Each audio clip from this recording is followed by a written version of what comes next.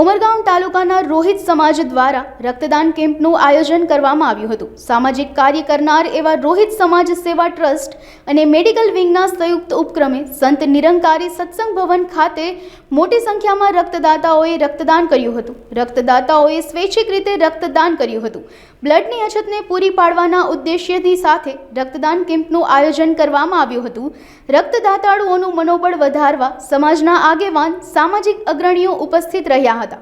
રક્તદાન કેમ્પમાં કુલ 164 જેટલી બ્લડ યુનિટ એકત્રિત કરવામાં આવી હતી। બ્લડ આપવા આવેલ તમામ રક્તદાતાઓનું મેડિકલ સ્ટાફનો રોહિત સમાજ દ્વારા આભાર માનવામાં આવ્યો હતો। મહારક્તદાન જે અમે રાખ્યું છે કેમ્પ રાખ્યું છે એમાં ઘણો મોટો સહયોગ અમારા ગામના લોકોનો છે, જેમણે ખૂબ જ સારું દાન ઉમરગામે ખૂબ જ મોટું દાન અમને કર્યું છે આમાં અને ખૂબ જ સહયોગ આપ્યો છે। ઉમરગામને અમે ખૂબ આભાર માનીએ છીએ ઉમરગામનો કે એમણે આ ખૂબ જ સારો પ્રોગ્રામ કરી બતાવ્યો છે અને રોહિત સમાજ સેવા ટ્રસ્ટને ખૂબ જ ઉપયોગી થયા છે। ખૂબ ખૂબ આભાર।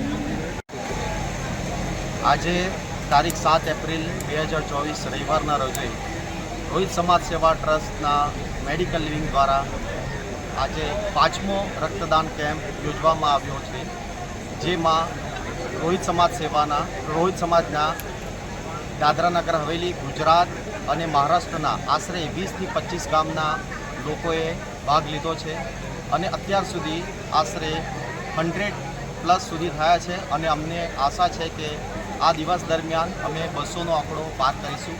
હજુ સુધી રોહિત સમાજ સેવા ટ્રસ્ટ દ્વારા 1200+ જેટલા રક્ત યુનિટો એકત્રિત થયા છે, જે જરૂરિયાતમંદોને જરૂર પડીએ અમે આપ્યા છે। તો આ જ રીતે રોહિત સમાજ સેવા ટ્રસ્ટ અલગ અલગ સેવાકીય પ્રવૃત્તિઓમાં જોડાઈને માનવ ધર્મનું ફરજ અદા કરી રહી છે।